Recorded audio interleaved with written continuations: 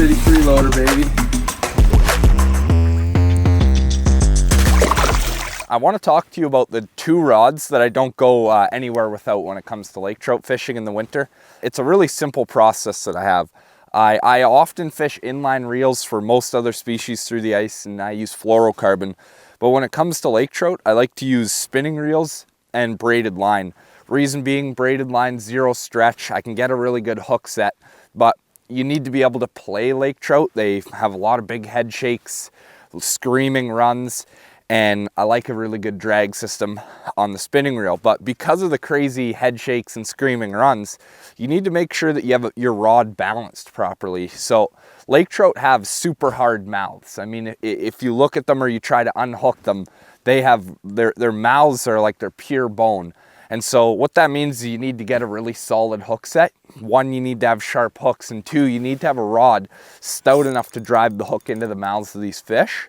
But on the contrary, these fish fight so hard, their head shakes are crazy, big screaming runs, that you need a rod that has enough load to soak up the head shakes. Because if you can imagine, if a big fish has a big kicking head shake, you want enough load in your rod that when the fish kicks its head, it doesn't straighten your rod out and throw slack in the line. So that's kind of the thing you need to balance, is a rod that has enough backbone to set the hook, but also has enough give to keep the fish pinned when you're fighting them. These are the Widow Maker Trouts from 13 Fishing, and the reason that I like these sticks is that they I have a trout coming up and looking at me right now.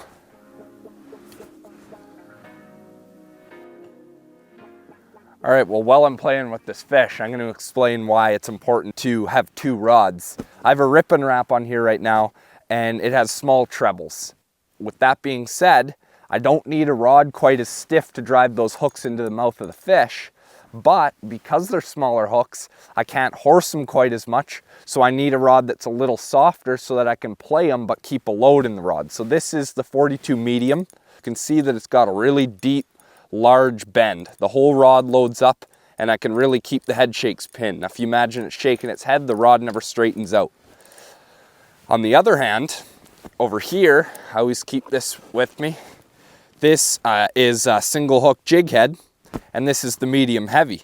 Now you'll notice it's a little bit stiffer, and so what that allows is for a stronger, more aggressive hook set. But because the hook's bigger, I can run a little heavier line if I want, and I can put a little bit more pressure on them, which allows me, one, I need to have a good hook set, drive the hooks in the mouth, but because the hooks are stronger, it also warrants a stiffer rod, keep them pinned, but also it's not too heavy where it doesn't bend. This is a moderate rod, deep load. Having those two rods on hand, one for the bigger hooks, and one for the smaller hooks, I guarantee you that based on lure selection, it's pretty simple. I mean, you look at you choose your lure first, and then you pick which rod works with it best.